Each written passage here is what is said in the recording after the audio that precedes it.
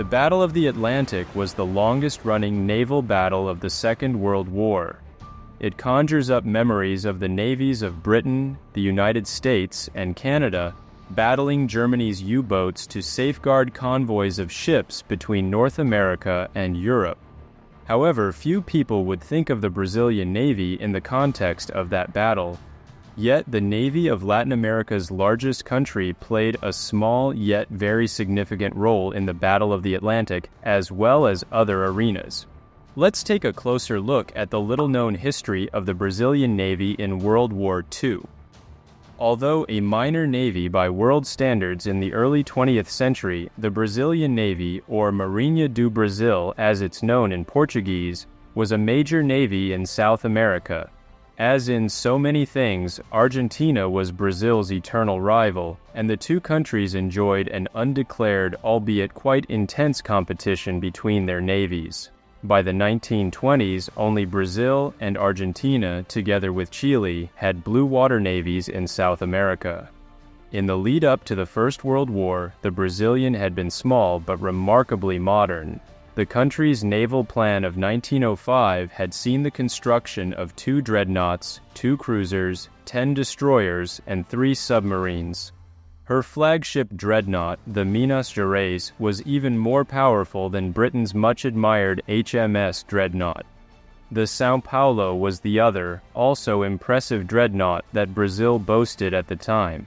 In fact, Brazil of all countries still had arguably the world's most impressive dreadnoughts when war broke out in 1914.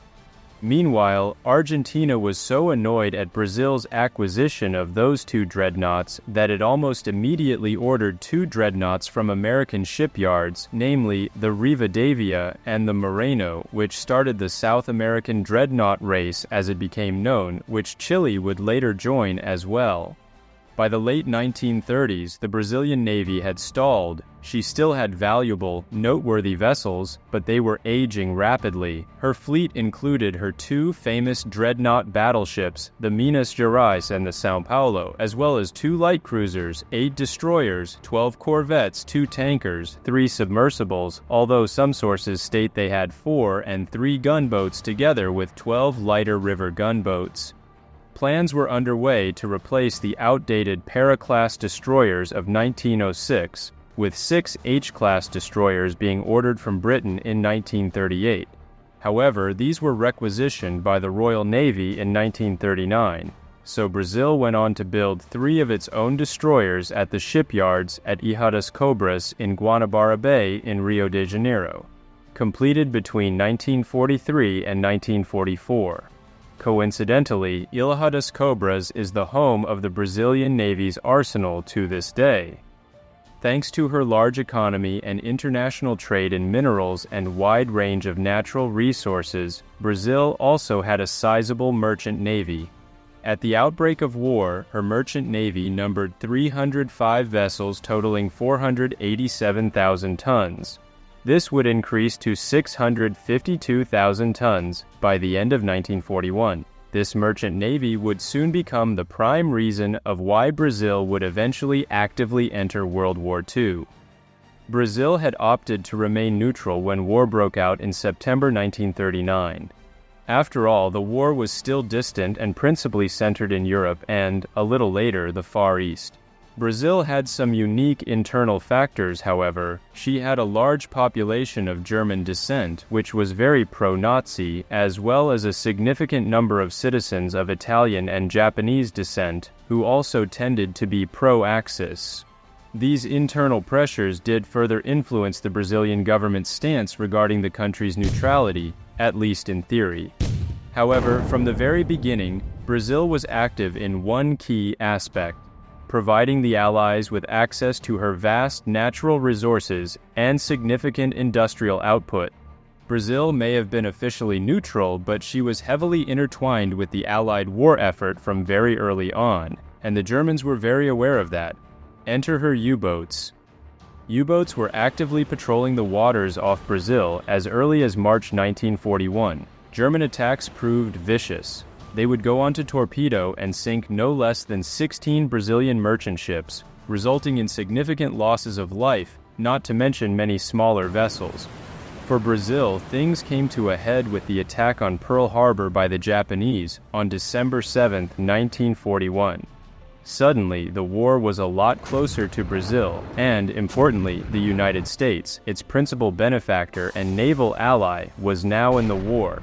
However, Adolf Hitler was so angry about Brazil's de facto alliance with the United States that he ordered 10 submarines to be dispatched to Brazil in June 1942. The peak of U-boat destruction occurred between August 15th and 17th, when U-507 alone sank 5 Brazilian ships off the coast of Bahia. More than 600 crew and passengers perished, including one ship full of religious pilgrims and another, the Brazilian troop ship Bependi, with more than 250 soldiers on board. Public outcry was so immense that it's why Brazil declared war on Germany just 5 days later on August 22, 1942. Brazilian President Getúlio Dornelles Vargas finally and formally declared war on Italy and Germany, even though the country had already broken diplomatic ties with Germany in January of that year. In order to bolster Brazil's navy, the United States quickly transferred 8 of her escort destroyers and 16 PC-type submarine hunters over to Brazil. These would prove invaluable in allowing Brazil to participate in escort missions across the South Atlantic. In 1942, the Royal Navy also sent vessels to Brazil, specifically 6 armed trawlers for additional anti-submarine coverage. However, the United States did more than deliver ships to Brazil. The United States eagerly provided lend-lease aid in the form of money, equipment, supplies, and technical knowledge for both military and industrial purposes. This would result in the transfer of $125 million into the Brazilian economy by 1945. In exchange for this welcome capital, Brazil allowed the Americans to establish several naval bases in the north and northeast regions of Brazil in what would become the U.S.-led Allied Command of the South Atlantic.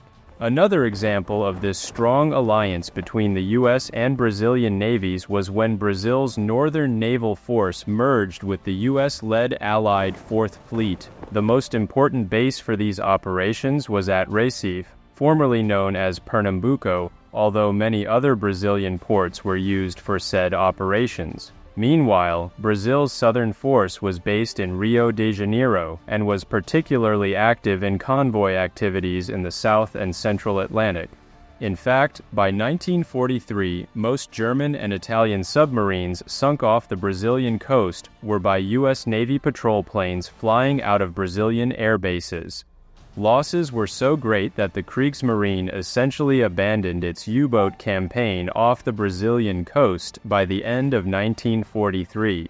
As for the Brazilian Navy, it was primarily focused on helping protect naval convoys in the South Atlantic and Central Atlantic zones, either together with other Allied ships or, sometimes, just their own. In time, South Atlantic convoy duties were turned over to the Brazilian Navy, which allowed United States and British naval vessels to concentrate on convoys, troop transports, and other operations elsewhere. Given its proximity to the region, Brazilian ships also helped patrol the Caribbean. This included extending convoy duties 1,500 miles to the north to the island of Trinidad, from where many convoys began their long journeys. Many of these convoys had cargo ships filled with gasoline and oil that were needed by Allied campaigns in North Africa and the Mediterranean. By the end of the war, the Brazilian Navy had taken part in 574 escort missions and the protection of 3,164 merchant ships belonging to multiple nations. In terms of strikes on enemy vessels, the Brazilian Navy claimed that its vessels alone had 38 separate contacts with U-boats in 1943, 14 in 1944, and 24 in 1945. The German Navy or Kriegsmarine itself reported 66 attacks by Brazilian ships against its U-boats. In 1945, the Brazilian Navy released a report in which it alleged that a total of 9 U-boats had been destroyed along the Brazilian coast.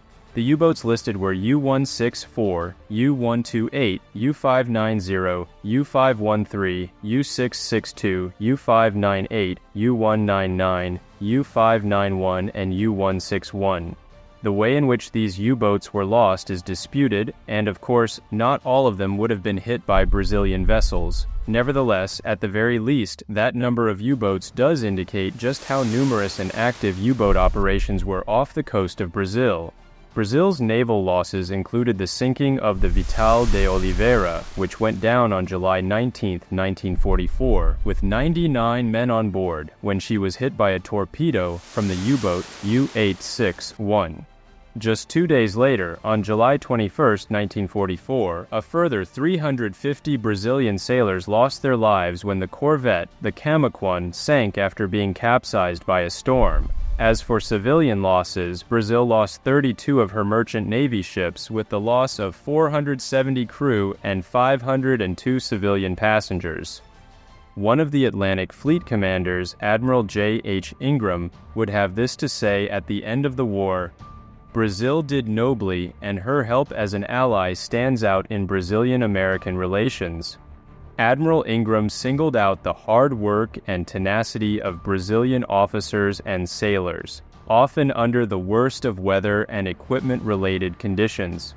Most Brazilians weren't even aware of the active and distinguished role that their navy played during World War II. Wartime secrecy had seen to that.